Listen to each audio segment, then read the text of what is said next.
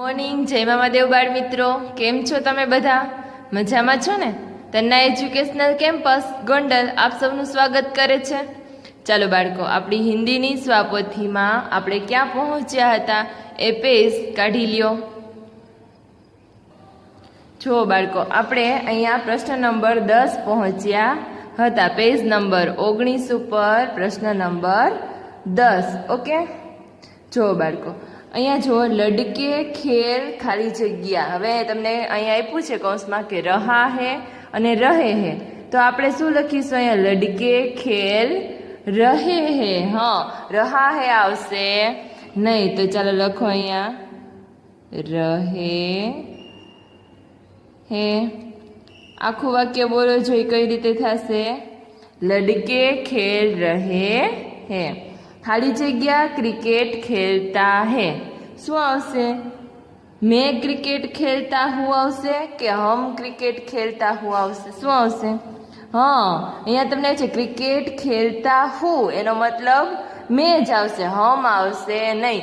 અહીંયા શું આવશે? ચાલો લખો મેં ક્રિકેટ ખેલતા હું. ચાલો પાછળ પેજ નંબર 20 ખોલી દો. ચાલો અહીંયા શું આવશે? આપ કહા જા રહે હે. હવે એમાં હે છે, બે હે જ આપેલો છે, એમાંથી કયો આવશે? હા, માથે મીંડું આપેલું છે, જો એ જ હે છે ને એ સાચો છે. લખો ચાલો. हाँ, खाली जगह किताबों में से आपकी किताब कौन सी है? ये आवसे के इन आवसे? हाँ, इन आवसे. इन किताबों में से कौन सी किताब आपकी है? आपकी किताब कौन सी है? ओके, ये नहीं आवे. ये किताबों में से, इन किताबों में से तमने प्रश्न पूछो छे એટલા માટે. चलो, हम खाली जगह શું આવશે? पढ़ते हैं કે पढ़ता है? हाँ, हम पढ़ते हैं. चलो, આપણું વાક્ય બની ગયું. लिखिए ये देश की सेवा कैसे करते हैं. હવે તમને પ્રશ્ન નંબર 11 માં આપેલું છે કે અહીંયા તમારે કહેવાનું છે કે આમાંથી આ બધા લોકો જે છે, કિસાન, શિક્ષક, ખિલાડી, કલાકાર ને આપ, એટલે કે તમે, આ બધા જે વ્યક્તિઓ છે તે દેશની સેવા કઈ પ્રકારે કરે છે. ઓકે, આપણે તે લખવાનું છે. ચાલો પ્રશ્ન નંબર 11 માં લખીશું, પણ તમારે મને કહેવાનું છે કે એમાં શું લખવાનું. ઓકે, જો બાળકો, અહીંયા લખીશું કિસાનમાં કે ભારત, મારી સાથે તમે સારા અક્ષરે લખજો, ભારત એક કૃષિ પ્રધાન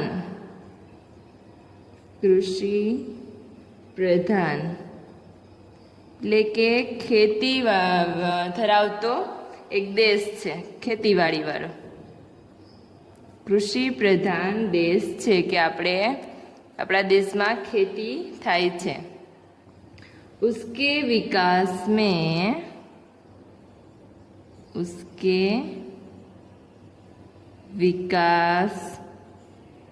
में कृषि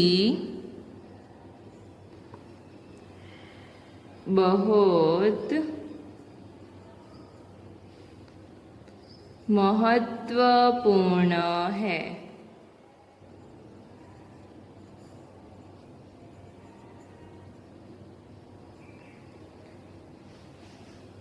किसान कड़ी मेहनत करके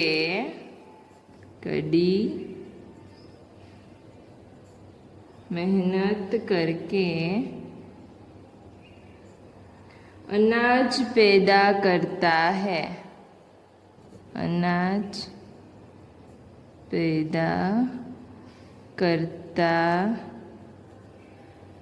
है. चलो, હવે આવશે શિક્ષક. શિક્ષક છે તે દેશની સેવા કયા પ્રકારે કરે છે? લખો ચાલો. शिक्षक आने वाली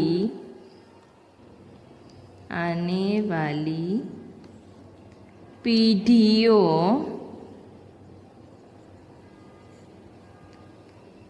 એટલે પેઢીઓ, आने वाली पीढ़ियों को शिक्षित करके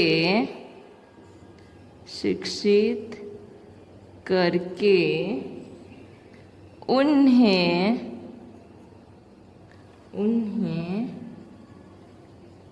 अच्छा नागरिक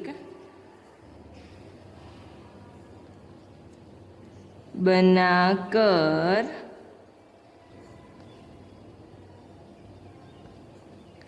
देश की सेवा करते हैं।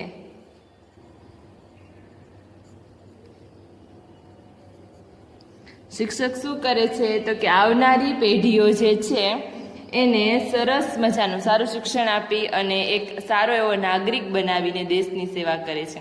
કિસાન શું કરે છે ખેડૂત તો કે ભારત છે એક કૃષિ પ્રધાન દેશ છે तो उसके विकास में कृषि बहुत महत्वपूर्ण है એટલે કે ભારતના વિકાસમાં ખેતી જે છે તેનો મહત્વપૂર્ણ ભાગ છે। તો ખેડૂત છે તે કડી મહેનત કરી અને અનાજ ઉગાડે છે, આવી રીતે દેશની સેવા કરે છે। ચાલો હવે લખીશું ખિલાડી। ખિલાડી કઈ રીતે દેશની સેવા કરે છે? જો બાળકો ખિલાડીમાં લખીશું ખિલાડી अपनी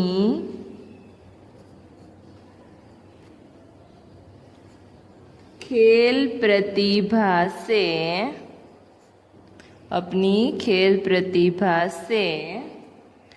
अपने देश का नाम रोशन करते हैं।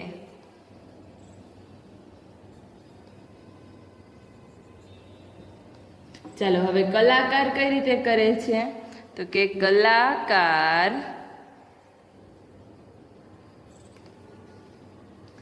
अपनी कला से हमारे देश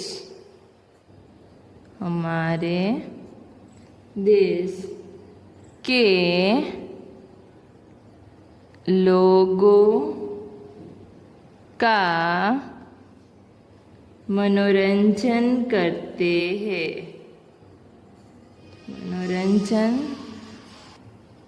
मनोरंजन से करते हैं। चलो આવી રીતે આપણા દેશની સેવા કરે છે। હવે અહીંયા એવું આપ કે તમે કઈ પ્રકારે દેશની સેવા કરશો તો અહીંયા તમને જે યાદ આવતું હોય તે પ્રમાણે તમારે અહીંયા જાતે લખવાનું થશે। દરેક વિદ્યાર્થી તમે બધા તમારી જાતે અહીંયા જવાબ લખશો કે મેં તમને આટલા લખાઈ દીધા તો હવે તમને ખ્યાલ આવી જાય ને કે તમે કઈ પ્રકારે દેશની સેવા કરશો। મેં તમને અગાઉ સમજાવ્યું છે એ પ્રકારે આ 2 લાઈનમાં જવાબ લખવાનો છે જે તમે તમારી જાતે લખશો। ચાલો આગળ લખીએ હવે આપણે। ચાલો निम्नलिखित शब्दों के पर्यायवाची शब्द लिखे। पर्यायवाची એટલે કેવા શબ્દો? हाँ समानार्थी शब्द लखो। चलो सिपाही तो आवशे एनो समानार्थी सैनिक। त्यार पछी राही तो मुसाफिर। मंजिल तो लक्ष्य। धरती तो पृथ्वी। रास्ता तो पंथ। दुनिया तो जगत। चलो निम्नलिखित शब्दों के विरुद्धार्थी शब्द लिखिए। चलो एमा लखो जीना तो शू आवशे? मरना। धरती तो आकाश। चलो प्यार तो नफरत। आगे तो पीछे। ऊंचा तो नीचा। दाया तो बाया। बड़ा तो छोटा। शांति तो अशांति। चलो हवे प्रश्न नंबर 14 सिपाही के बारे में अपने विचार लिखिए। હવે તમને અહીંયા સિપાહી વિશેના વિચાર લખવાનું કીધું છે. જો નમૂના રૂપ વિદ્યાર્થી પોતાનો જવાબ પણ લખી શકે છે. હવે જરાક આ જોઈ લઈએ પછી હું તમને કહું છું. सिपाही हमारे सहायक के रूप में कार्य करता है. उस पर लोगों के जान माल की रक्षा की जिम्मेदारी होती है. वह अपनी जान को खतरे में डालकर देश और समाज की सेवा में तत्पर रहता है. उसके ऊपर बहुत बड़ी जिम्मेदारी होती है.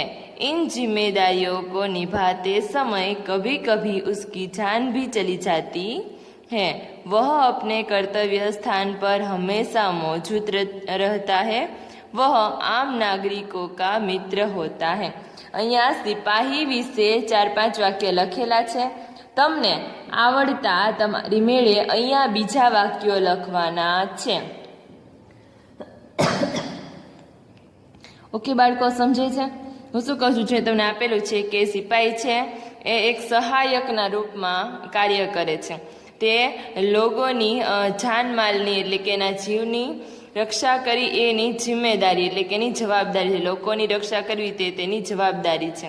અને તે પોતાના જીવને ખતરામાં નાખીને પોતાના જીવ ઉપર જોખમ લઈને દેશ અને સમાજની સેવામાં હંમેશા તત્પર રહે છે. તેના ઉપર બહુ બડી જિમ્મેદારી એટલે કે ખૂબ જ મોટી જવાબદારી હોય છે. આ જવાબદારીઓને નિભાવતા ક્યારેક તેની જાન એટલે કે તેનો જીવ પણ ચાલ્યો જાય છે. આપણે ખબર છે કે બોર્ડર ઉપર ઘણા બધા સૈનિકો દેશ સેવામાં શહીદ થઈ જાય છે, આપણે સાંભળીએ જ છીએ.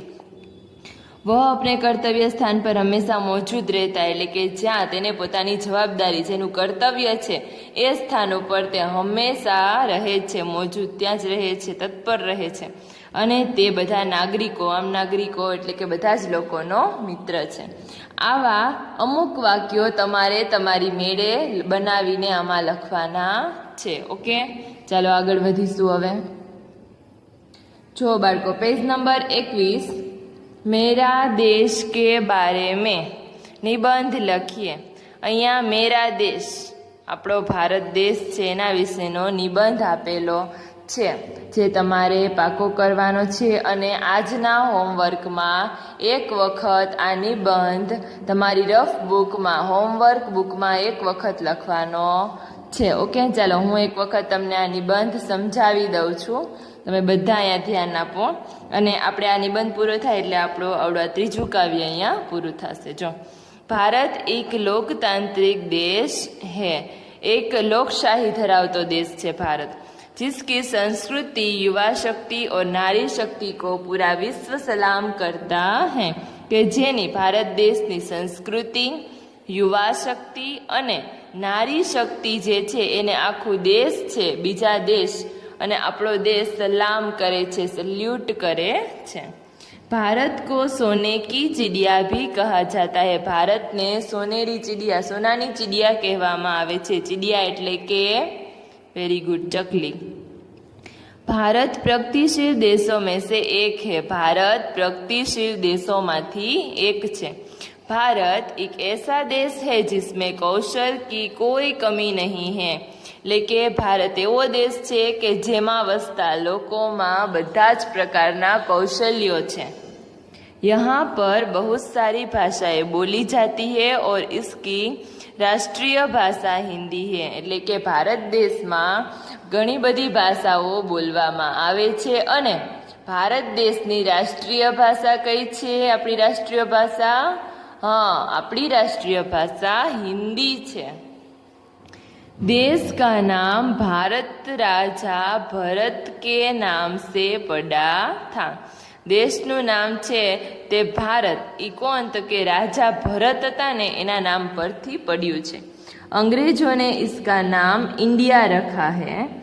इसको हिंदुस्तान के नाम से भी जाना जाता है. भारत के वीरों का देश भी कहा जाता है. यहाँ पर भगत सिंह, महाराणा प्रताप जैसे बहुत से वीर हुए हैं. એટલે કે અંગ્રેજોએ આપણા દેશને ઇન્ડિયા નામ આપ્યું અને આપણા ભારત દેશને આપણે હિન્દુસ્તાન પણ કહીએ છીએ. આપણા દેશની અંદર ઘણા બધા વીરો છે. ભગતસિંહ, મહારાણા પ્રતાપ જેવા ઘણા બધા વીરો જે છે આપણા ભારત દેશમાં થઈ ગયા છે।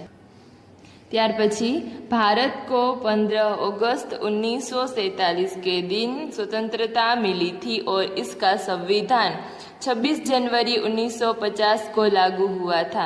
એટલે કે ભારત 15 ઓગસ્ટ 1947ના દિવસે ભારતને સ્વતંત્રતા મળી અને એનું સંવિધાન તો કે 26 જાન્યુઆરી 1950માં लागू પડ્યું। भारत पूरे विश्व में जनसंख्या के आधार पर दूसरे स्थान पर आता है और क्षेत्रफल के आधार पर 7वें स्थान पर आता है। એટલે કે ભારત આખા વિશ્વમાં જનસંખ્યા લોકોની સંખ્યામાં બીજા સ્થાન ઉપર અને ક્ષેત્રફળના સ્થાન ઉપર કેટલામું છે તો કે 7વાં સ્થાન ઉપર 7મું स्थान છે। भारत का राष्ट्रीय पक्षी मोर है, राष्ट्रीय पशु वाघ और राष्ट्रीय फूल कमल। भारत के राष्ट्रीय झंडे में 3 रंग हैं। सबसे ऊपर केसरी, बीच में सफेद और नीचे हरा। झंडे के बीच में सफेद पट्टी पर क्या है? अशोक चक्र। जनगण मन हमारा राष्ट्रीय गान है और वंदे मातरम राष्ट्रीय गीत है। जो बाळको आ खास ध्यान रखવાનું છે जनगण मन છે ને તે રાષ્ટ્રીય ગાન છે અને વંદે માતરમ રાષ્ટ્રીય ગીત છે। हमारा राष्ट्रीय खेल हॉकी है। भारत की राजधानी दिल्ली है। भारत संस्कृति का खजाना है, यहाँ अनेक धर्म के लोग रहते हैं। भारत है ते संस्कृतिनो खजानो है, यहाँ अनेक धर्म पाड़ता लोग वसे छे। सबकी अपनी अलग परंपरा और रीत रिवाज है। बधाईनी अलग अलग परंपराओं अने रीत रिवाज है। यहाँ पर सभी त्योहारों को बड़े उत्साह से मनाया जाता है। भारत एक कृषि प्रधान देश है। यहाँ की 65% से ज्यादा એટલે કે ભારત જે છે તે કૃષિ પ્રધાન ખેતીવાડી વાળો દેશ છે, ખેતી પ્રધાન દેશ। અહીંયા 65% વધારે લોકો જે છે તે કૃષિ કાર્યો में लगी हुई એટલે કે અહીંની જનસંખ્યા અહીંયાના લોકો 65% પણ વધારે કૃષિ કાર્યોમાં लागेला છે એટલે કે ખેતીવાડી વિસ્તારમાં खेती કરે છે। भारत ने आज़ादी के बाद से बहुत प्रगति की है। यदि यहाँ के लोगों को सही मार्गदर्शन अवसर दिया जाए तो भारत विश्व की महाशक्ति बन सकता है। जय हिंद, जय भारत।